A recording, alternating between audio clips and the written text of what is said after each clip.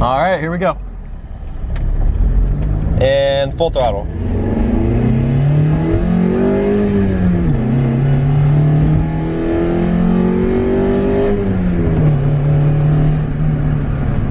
Alright guys, welcome back. This is Turbo Miata episode 2. We got the MegaSquirt installed. So the past 3 or 4 days, we have done so much troubleshooting, it's not even funny.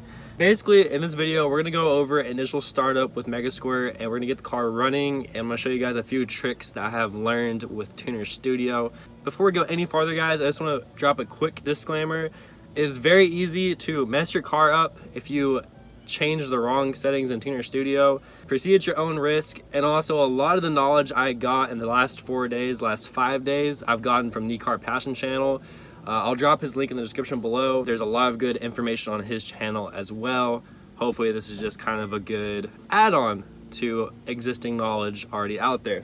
Okay guys, so quick recap of the car so far. I went ahead and actually screwed the ECU into the floorboard, got the cover on top of it, got the carpet all back.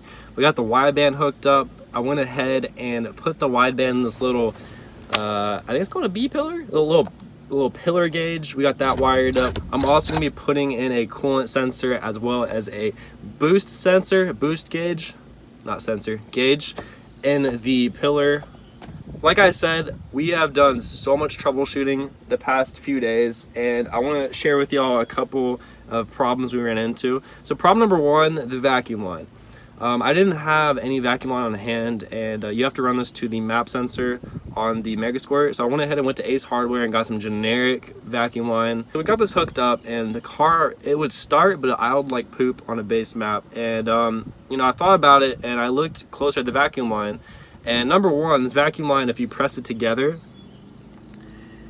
it's very easy to kind of pinch it off. Whenever your car is idling, it's in vacuum. So in addition to that, we also routed the vacuum line through the firewall and up in between the console, so there was a lot of chances for it to get pinched. I discovered that you're actually supposed to, or I think I edited this in the first video, you're supposed to run it through the passenger side firewall, which we did. So I went to AutoZone, whatever, auto parts store, and I got some proper automotive vacuum line, and that helped a lot. The other thing, guys, I spent hours upon hours trying to get the ECU connected to my computer, and I had this cable laying around the house, and this is just a serial, I believe it's a DB9 serial to USB cable, and it's pretty long. And for whatever reason, I could not get this to work. And whenever you plug it into your PC, I'm on Windows 10, it came up as a prolific hardware device, and it would download a prolific driver. So as far as MegaSquirt is concerned, you have 2 major manufacturers for the cables. You have Prolific and FTDI. Both cables, I mean, there's some more generic ones you can buy, but they had to have a chipset in them. So I was reading online, the Prolific cables are kind of a hit or miss, and I had this cable and also a Bluetooth adapter. The Bluetooth adapter that DIY Autotune actually sells. Neither of those worked. I could not get them to connect to my computer. Well, correction, I could get the Bluetooth adapter to connect to my computer, but I couldn't get the ECU to actually talk to the Bluetooth adapter. So I went to my buddy's house. He already had an existing setup, and his cable worked perfectly. So I went ahead back on DIYAutotune.com and ordered the proper cable, and while it was coming, Joe, which Joe's on the channel quite frequently, he's an IT guy, he found out that there's actually 1 of 2 drivers you can get for the Prolific cable, and I was using the wrong driver. Not so much the wrong driver, but the one driver that wouldn't work with Windows 10. So we put the older driver on it, and it worked fine. Was able to connect to MegaSquirt, open Tuner Studio, mess with all the settings, etc, etc. One bad thing about this cable is it did like lose connection quite frequently, and I think it's because just how long it is. So once we got those 2 issues figured out, we were able to really get the car going and driving, and that brings us to today. So we're gonna go ahead, connect the PC to the MegaSquirt, start up Tuner Studio. I'm gonna show y'all how to get your car going and at least drivable. So let's do it. This is actually the first time that I'm gonna be using the official DIY Autotune FTDI cable. So what we're gonna go ahead and do is make sure that the settings for it are correct. I'm using Windows 10. We're gonna go ahead and open Device Manager and go down to Universal Serial Bus Controllers. and it looks like it's USB serial converter. So we're gonna go ahead and click on that. Yep, this is a FTDI. This device is working properly. Now we're gonna go ahead and open Tuner Studio. You can download this off their website. There is a free version. There's like 3 different versions, but there's a free version and there's a pro version. I got the pro version. It was like 60 bucks. And the main difference, I think, is you get autotune, which is really nice once you really want to get it's really nice to have access to. We're gonna go ahead and make a new tune. We're just gonna call it video tune. And for this, I'm gonna be using a base map. I'll provide the link in the description below. This, again, this car is a 1990 1.6, and we did, oh yeah, I forgot to mention, we also deleted the AFM and put a cold air intake on it. So pretty much stock setup, stock injectors at the moment. And then once you got it named, we're gonna go ahead and hit detect. Oh, and turn the car on, that would help. Sometimes this takes a couple minutes. So sometimes you have 2 things pop up. You always wanna click on the RS232 option. And for some reason I couldn't pull these settings up in Device Manager, but just for reference, this is a MegaSquirt plug and play 2, so you want to make sure your baud is at 115,200, so 115,200. Gonna accept, hit next. So we do have a wideband, so that's correct. Yep, Fahrenheit, and then the rest of it we're not gonna touch. So right here, I'll just test the port, and it said successful. Here's your dashboard right here. The first thing we're gonna do is come to File, Load Tune, and this is where we're gonna load our base map. So like I said earlier, I downloaded a base map from their website. So we're gonna go ahead and just open that real quick. Yes. All right guys, so come to Basic Load / Settings, and then Engine and Sequential Settings.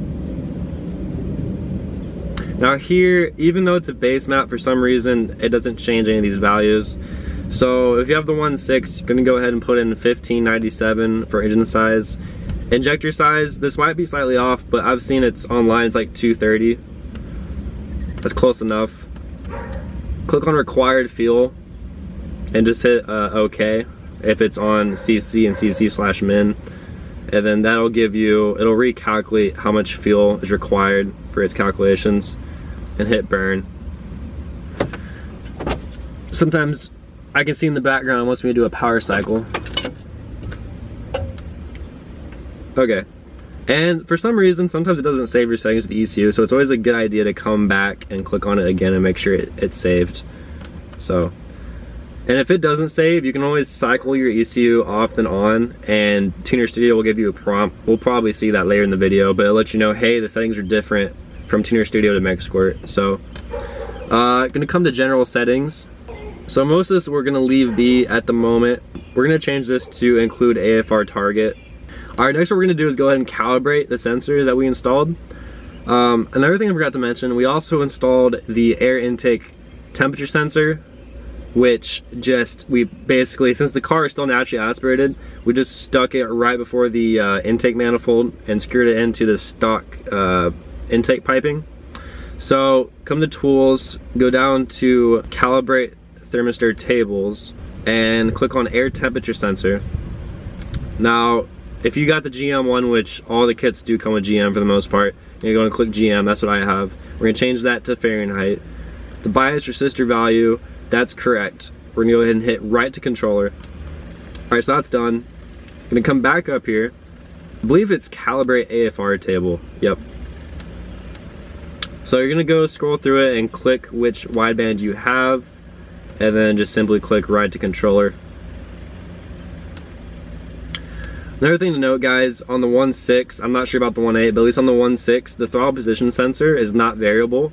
And I read on some forums, this might be wrong, but I've read that if you keep it connected, it'll cause the ECU to go into a safe mode, like basically shut off to prevent damage. So I'm not sure if that's correct or not. I just unplugged it. You don't need the throttle position sensor. You don't need a variable one to really run the car, but it helps with special features like launch control and whatnot. So, but just a quick note. So next we're gonna come to ignition settings and click on ignition options. So I already went through these steps, and I'm not gonna do it again because it was a pain in the butt. Basically, again, if you want a clear tutorial on this part, make sure to check out the Car Passing Channels video. I'll link it in the description below. But this is very important. What I went ahead and did is I verified my base timing, and it was way off, guys, like way off. I did this after driving the car around, so once I got it fixed up, there is a world's difference. But basically what you do is you hook up a timing light and you're verifying where the top dead center mark is on the pulley in reference to the little indicator on the block. And you want to make sure it's at 10 whenever the engine's idling. Mine did not. Mine was way retarded. So what I had to actually do is I had to change this value to -13. So once I got that figured out, I went ahead and changed this back to use table. You also want to make sure that you're doing this while it's on fixed timing. So once you figure out if any offset you need, go ahead and change that back to use table. So in my application for my car, it was -13. You need to do this on your own car because I thought, hey, mine's probably the same as everyone else's. No, it's not. So anyways, that's fixed. We're gonna go ahead and click burn.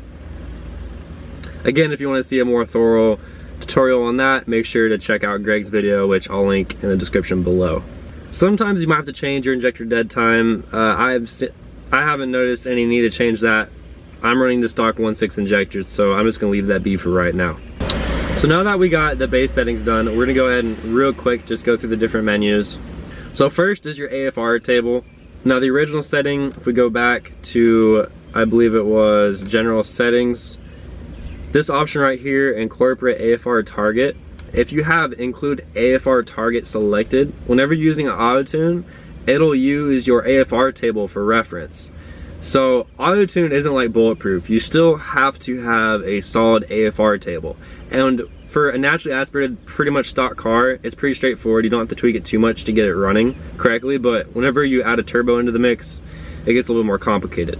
For this video, yes, we're gonna be using the autotune feature, and also make sure that it's on include AFR target. What this is, it's a reference for autotune, and this is what the base map looks like. So on the bottom right here, you have RPM, and you can change this all you want, but I'm gonna leave it be for just this video. And on the left side of the graph, on the y-axis, you have your pressure. Now, since we don't have the turbo yet, we're not going to be going over 95 or 100, I think. So we're not going to be going into boost. So this is all vacuum. So it's kind of cool to look at. The most lean part of the graph is right above idle, in between like 2600 and 800 whenever you're not giving it much gas. And then the rest of the graph is pretty rich for the most part. So you might have to tweak this however you want to get your car running right. The next table is your actual fuel table, and this right here is directly showing / changing how much fuel is going in to your cylinders at what RPM.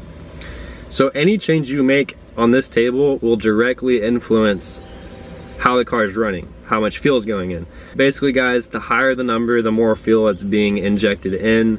The lower the number, the less fuel. As you can see here, this is where you're gonna be idling. There's not much fuel going in. Up here is under full throttle. There's a lot of fuel going in, and it's red. It's also color coded, which is kind of neat. If you come to ignition settings, you have your ignition table. Now this, I'm not gonna mess with at all in this video because I really don't know exactly how to change it in a good way. I do know like advancing in certain situations, advancing your timing will yield more horsepower. But for the sake of this video, we're not gonna be touching it. That'll be in the future. All right guys, so we're gonna go ahead and see if the car starts. Okay, now as you can see, it's idling pretty good. It is very hot here in Texas right now, so whenever it's colder, I'm assuming it'd be a lot harder to get it to idle. But as you can see, we're idling right about 17. It's extremely lean. So a good place to start with idle is about 14.7. So what we're gonna do is we're gonna go ahead and come into Tuner Studio. We're gonna click on fuel settings and AFR table 1. So as you can see, we're idling right about here. And what I'm gonna do is I'm gonna select these boxes, this column right here, and use these two keys to increase or decrease the period and comma key, at least on Windows. And we're gonna increase that a little bit to about the 14s. Now guys, I'm not saying this is like the way to do it, but this is just for teaching purposes. This is just for experimental purposes, showing you guys what it does basically. Maybe.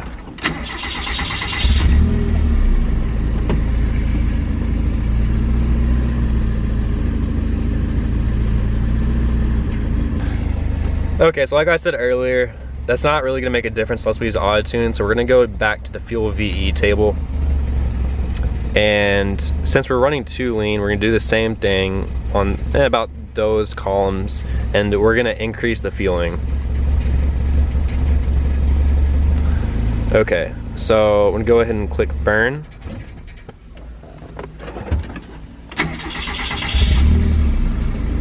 Now let's see what that did. So as you can see, we're almost dead on. Probably about adjust it a little bit more. Yeah, we need to adjust it some more. It's starting to drop there. But you can definitely see that made a difference. So we're gonna go back in here and increase that some more.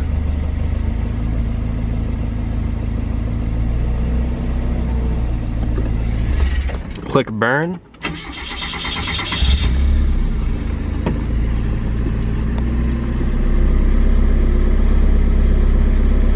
We'll let it sit for a second, see what it wants to do.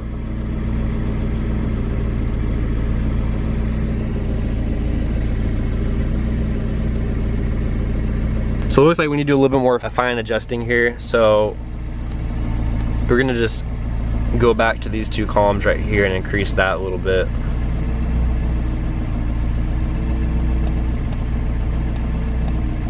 Basically guys, it's just a game of playing with the numbers until you get them exactly how you want, to where the car runs just about perfect.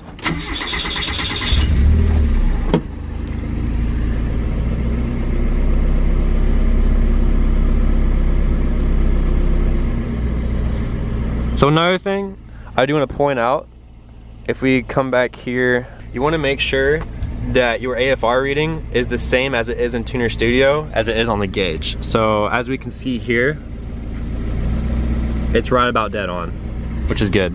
So just to lightly touch on the autotune for a second, we're gonna come back to the AFR table, and I got my idle area just about how I want it, I think. Maybe decrease this box a little bit. No, that one. Maybe change this one a little bit. We're gonna click burn.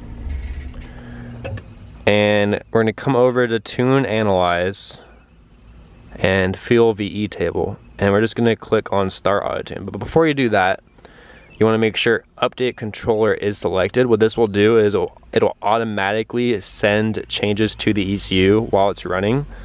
And I think it says that in the box right there. So yeah, that's kind of cool. So I'm gonna start autotune.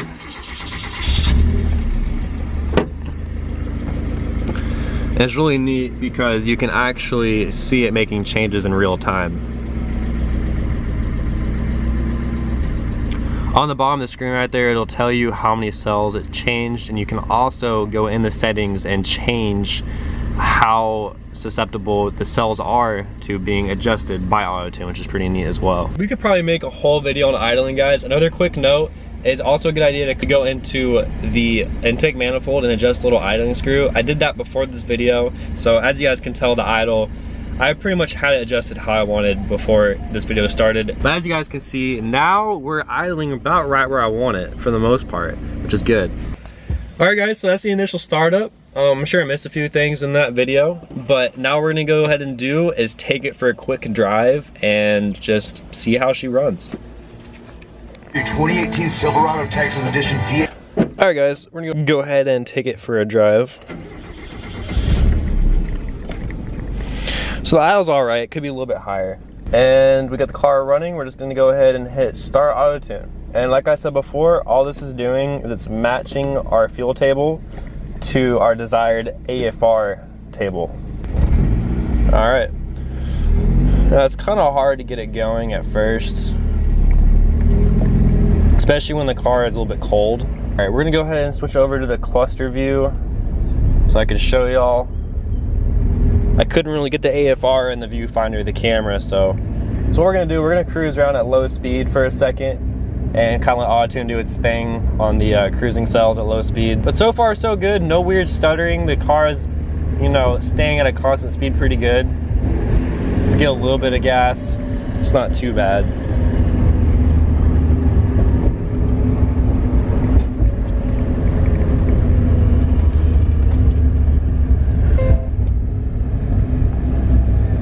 Go ahead and do a quick pull at about 40 or 45 or so. So go through first and second, and we'll see how she does.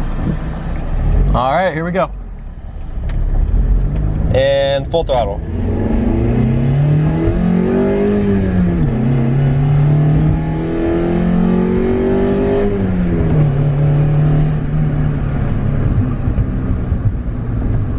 It sounds so much different with the AFM deleted.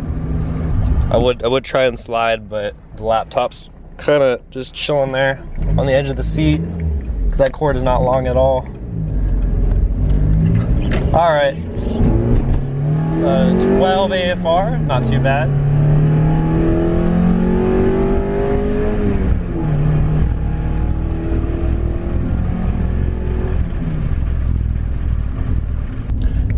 All right guys, and that's gonna wrap up this video. Thank y'all so much for watching. Hopefully you learned something. Hopefully the turbo gets here in the next 2 weeks or so. We're gonna be doing a couple more videos until then with the Miata.